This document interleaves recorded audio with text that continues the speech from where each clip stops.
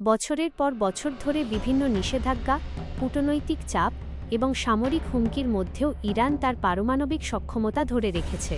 এর মধ্যে সবচেয়ে বড় উদ্বেগের কারণ হল ইরানের কাছে থাকা উচ্চমাত্রায় সমৃদ্ধ ইউরেনিয়াম, যা দিয়ে তাত্ত্বিকভাবে একাধিক পারমাণবিক অস্ত্র তৈরি করা সম্ভব। যুক্তরাষ্ট্র ও ইসরায়েল অতীতে ফোর্দো, নাতানজ এবং ইস্পাহান সহ বিভিন্ন স্থাপনায় হামলা চালালেও ইরান তার কৌশলগত সম্পদগুলো পাহাড়ের গভীরে এমন সব ভূগর্ভস্থ স্থানে সরিয়ে নিয়েছে যা সাধারণ বাংকার বাস্টার বোমার নাগালের বাইরে। ফলে এসব স্থাপনা ধ্বংস করা প্রযুক্তিগতভাবে অত্যন্ত কঠিন হয়ে পড়েছে।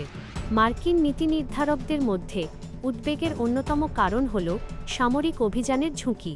এ ধরনের অভিযানে শুধু স্থাপনা ধ্বংস করা চ্যালেঞ্জিংই নয়, বরং তেজস্ক্রিয় পদার্থের ছড়িয়ে পড়া এবং আঞ্চলিক অস্থিতিশীলতার ঝুঁকি অনেক বেশি।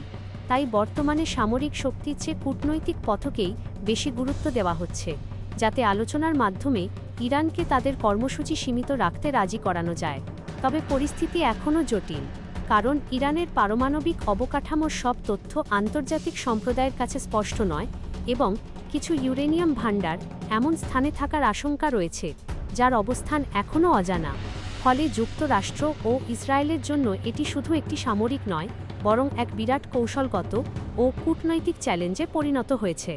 আগামী দিনে মধ্যপ্রাচ্যের নিরাপত্তা পরিস্থিতি অনেকটাই নির্ভর করবে এই পারমাণবিক ইস্যুর ভবিষ্যৎ গতিপথের ওপর।